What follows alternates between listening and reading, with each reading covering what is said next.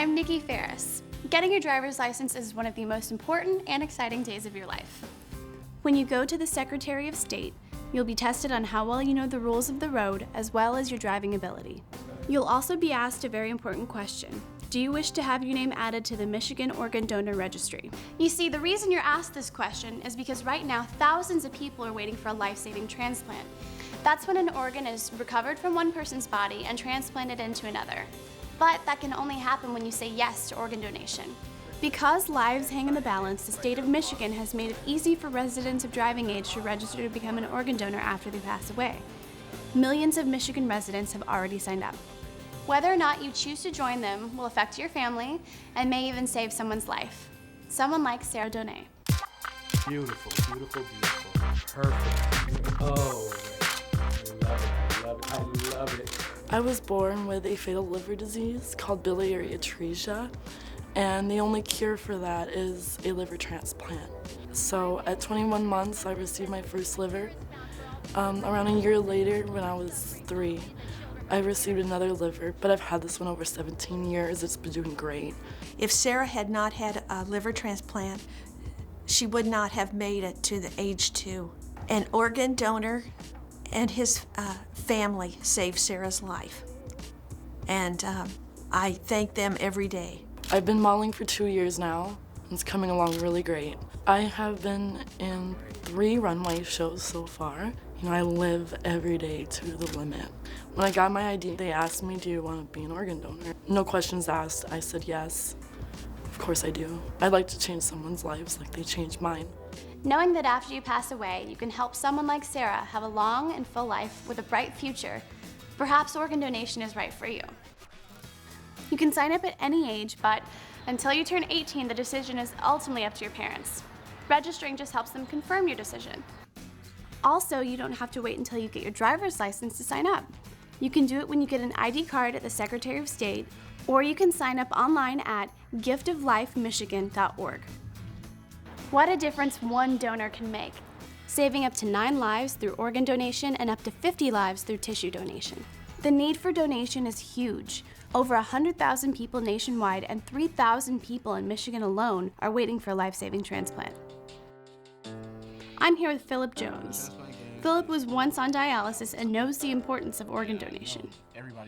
So can you tell me, what is dialysis? Dialysis is a backup for your kidneys. You know, your kidneys aren't able to function as well as they should. So dialysis basically backs up what your kidneys can't do. They put a tube basically in your stomach around your bladder and your kidneys. It filters your blood. I had to do mine for 9 hours.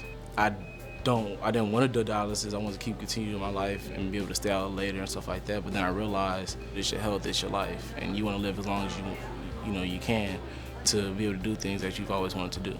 So how has your quality of life improved after receiving your new organ?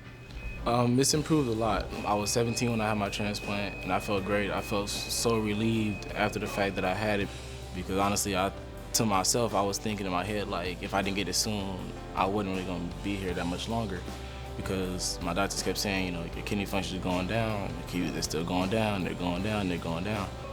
I mean, people don't realize until they see it how much it helps somebody's life after having a transplant. But for some people waiting for a heart, liver, or lungs, they don't have the option of a machine to keep them alive. Only organ donation can save them. It's not an easy process to understand, so I've come to meet with transplant surgeon Dr. Irvin Ruzix in order to find out more about organ donation and transplantation. Nikki, there's 2 types of donors. The most common type is the deceased donor, which means that somebody has died and have volunteered to donate their organs to help save the life of somebody in need. Are you yourself an organ donor? Absolutely. And what would you tell teens who are thinking about becoming organ donors? I think there are very few things in your life where for just a few minutes of effort, you can make such a huge impact, not just on one person's life, but on the life of their family and their entire community. It's an opportunity to give the gift of life. It doesn't take much to be affected by organ and tissue donation. Normal teenagers like Janine Macarag can have a need overnight.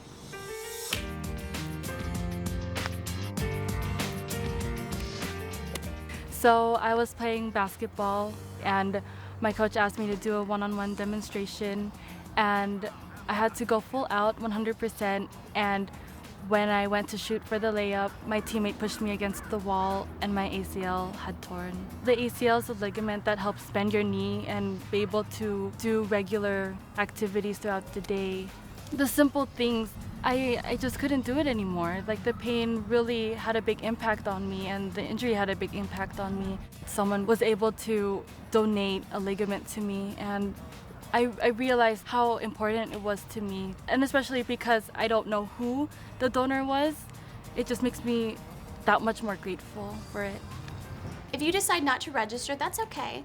It's a personal choice. But if something tragic does happen to you, the decision to donate does not go away. It becomes the responsibility of your family, and the circumstances under which they have to make that decision could not be more difficult.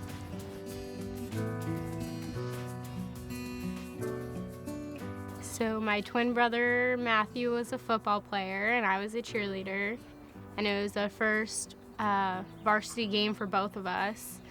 And Matthew was on the field. He went to go block somebody when they hit. Something went wrong and Matthew got hurt. When the doctors came to us and told us that Matthew had brain death, we didn't really know what it was. In essence, we have a situation where there's absolutely no blood flow into the brain. It is not a coma, it's not a permanent vegetative state, it's death.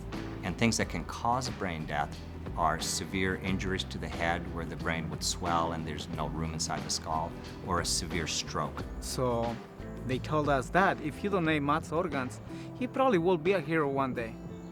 And I told a lot of people that my son's a hero right now because he saved 4 lives. It's hard for high school students to grasp the fact that something might happen to them or one of their loved ones. Usually they're stubborn like we were, and they don't think about an accident can happen, and so you should register to be an organ donor. For the family of Matthew Zaragoza, the fact that he and his brothers and sisters learned about organ donation in school made his parents' decision to donate much easier when Matthew passed away. The state of Michigan has made it easy for residents of driving age to register to become an organ donor after they pass away. You can sign up online at giftoflifemichigan.org. It only takes a few minutes and is completely confidential. When you go to the Secretary of State to get your driver's license, remember to answer the question, do you wish to have your name added to the Michigan Organ Donor Registry? If you do, say yes to organ and tissue donation. When you receive your license, the red heart symbol will be in the bottom corner, indicating that you were on the Michigan Organ Donor Registry. And because you made this decision for yourself and for your family, you just might save someone's life.